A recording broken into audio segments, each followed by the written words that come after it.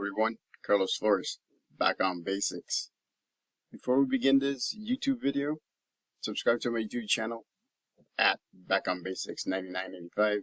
Hit the notification button so you can get notified of any new videos that come on board. If you want to give me suggestions, topics, feedback, if you want a topic that you want me to give you my take on, put it in the comment section. If you guys want to connect with me, if you all want to connect with me on other social media outlets, you're more than welcome to. On Facebook, search for me, Carlos Flores Jr. You'll see my face like this. On not WhatsApp, but on Threads, you can type in at Back on Basics. On Instagram, same thing, at Back on Basics. On Irks, same thing, at Back on Basics. You see the pattern, right? I'm trying to make sure that everything is consistent, so that way you can find me easier.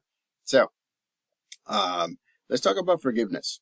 Forgiveness is a very, very, very loaded words with good aspects and not good aspects. But forgiveness just means that you as a person are saying, whatever you did to me, even though it may not be okay, and from my perspective, I forgive you. I'm letting it go. Essentially, that's what you're saying, right? I'm letting it go. We're okay again. But it's hard to say that. Believe me, it's been hard for me to say it sometimes. And a lot of it has to do with the past, with interactions, with actions, with lack of action, with the words that come out. Sometimes a perception of what is being said. Sometimes nothing being said at all. It's hard to forgive others, because the first person that you should be forgiving is yourself. Self-forgiveness is very important, because there are so many different things. And I'm not saying that you should forgive yourself for everything. You should take things on a separate thing. I would, in order for you to forgive yourself, what I would do is, right, start with the smaller ones and build on those. Because remember, the power of compounding, it's also the power of forgiveness. Because things do compound. I mean, sometimes, we're not in the right frame of mind. Sometimes we just don't want to interact with anybody. And sometimes we just don't want to forgive. And there's reasons. So you have to look inside of you and here, right, in your focused mind, and see, okay, what took place that something happened between myself and another person, that I did something that I shouldn't have done, or they did something that they shouldn't have done. So what I would do is start with you. Forgive yourself. Again, right? It's your choice. It doesn't mean that you're going to say, I forgive you for this, and I forgive you for that, and I forgive you for that. You have to sit on it. What I would recommend doing is this. Look, there's two ways that I used to do it when I was doing counseling. The first one is you write a letter to yourself saying why you're angry, why you're frustrated, and how you're going to forgive yourself. And then once you write it, you put it somewhere in an envelope, you sit on it for 1 or 2 days. After 2 days, you open it up and you read it. Why? Why is that? Again, the power of repetition helps, because it helps you look at things from different aspects. Remember what I said in the shorts yesterday. The first, right? The first idea or the first thought that you get is instinct, automatic. So my recommendation yesterday was wait a few seconds, a few minutes, and then another thought will come up. Well, that one has been processed. That one has been thought for critically most of the time. So it's the same thing, right? If you write something that you're either trying to forgive yourself or you're trying to forgive somebody else, you write it, you close it, you put it in an envelope, you put it away. And guess what? What it does? It takes away that anger, frustration, all of those feelings, because now they're in that letter put away. You know how amazing our minds are? Is that once we put something aside in writing, like bucket lists, like to-do lists, like forgiveness letters, like grieving letters, writing letters to the people that we miss, writing letters to the people that we should have said something during a certain time, but we did not, and we regret it. I mean, again, right? What you're doing is you're forgiving yourself for not taking that opportunity, for not talking to this person honestly, for not forgiving somebody, for not mourning somebody, for not, for not processing accordingly. So what we need to do is we need to set it aside. It's here, not going to be processed as much as it got processed before, because now it's written. It's not, unless that letter catches on fire or gets shredded, it's not forgotten. It's there. You have to do that. So the next day you open it up and you reread it again. And I'm telling you, you're going to look at it from a slightly different perspective or a very different perspective. And then you'll be able to say, is this significant enough that I need to hold it for even more time?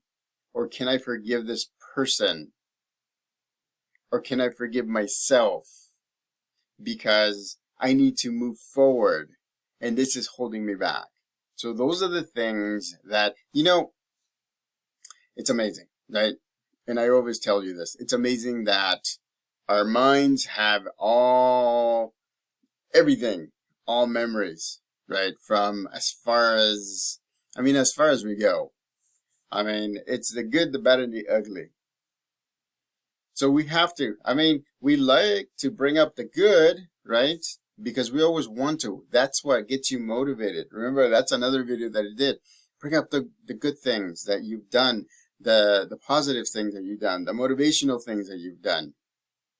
But from time to time, you have to hash into the bad things and the ugly things. Then you have to sit there and you have to process those.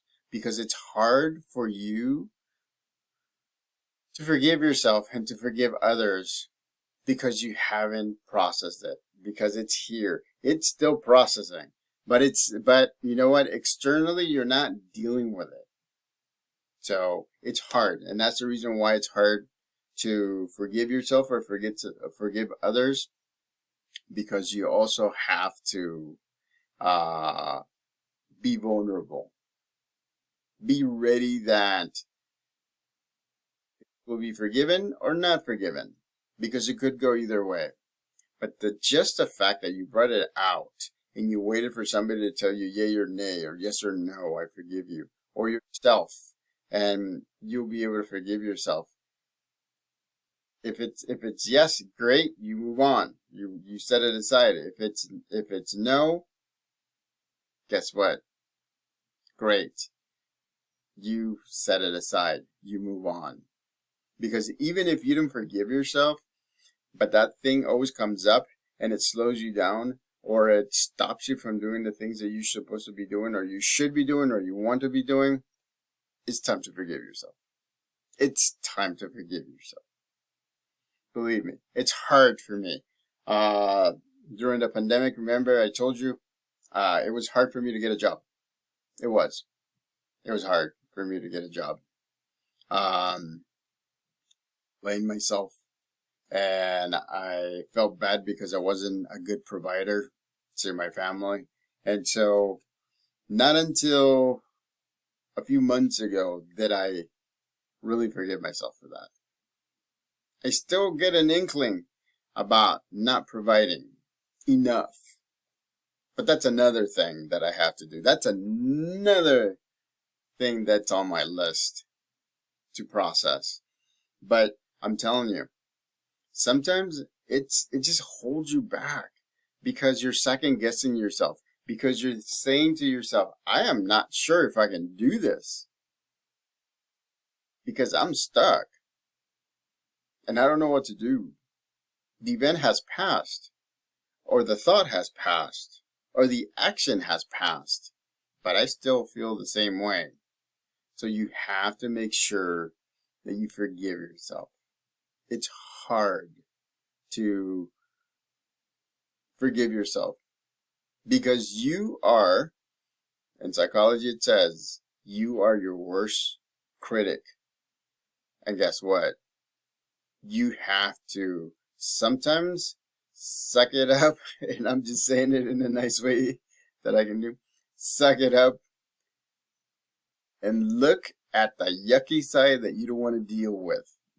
Look at the bad and the ugly that you don't want to deal with and sit on it, or write a letter to yourself about it. Close it. The next day you read it again. If you still get those feelings, guess what? Close it. The next day you do it again. It's the power of repetition. It's repetitive. It's creating muscle memory. It's making sure that those emotions are being detached from the event. And you forgive yourself. I mean, bottom line, you forgive yourself. I can say that because I've done it and I've helped others do that. But it's hard. I get it. It's hard. It's hard for me too. Sometimes it's like, it's hard. But the more you practice, the more you write things down, the more that you tell yourself, okay, what's bothering me? Why am I not moving forward? Why am I standing here? Why do I get mad when I see this person? Why do I get frustrated when I see this person? Why do I get anxious when I see this person? It's hard. So, I mean, honestly, you have to forgive yourself. If you don't forgive yourself, it'll be hard to forgive others. And that's how this video started. I've given you some things, some examples on how to deal with it and why we tend to not forgive ourselves or others. It starts with you. Remember, it always starts with you, just like it starts with me.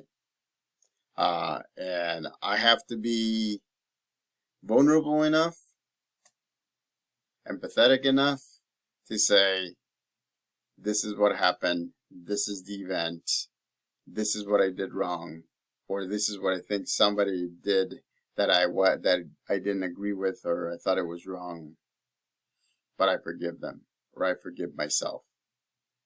And believe me, that's going to release a lot of tension because you're holding tension. You're holding stuff. You're like trying to hold yourself back. It's like you're a dam and the water is just about to break you because you're cracking your shields. The dam is cracking. Don't let yourself yourself by not being able to see the things for what they're at, or where they're at, for not forgiving yourself. So again, and I'm going to say it again, right? Forgive yourself, because you have to practice self-forgiveness so that way it'll be easier for you to forgive others. So, subscribe to my YouTube channel, Back on Basics 9985. Hit the notification button so you can get notified of any new videos that come on board. Again, comments, suggestions, feedback, put it in the comment section and I'll be happy to do so. Till next time, Back on Basics.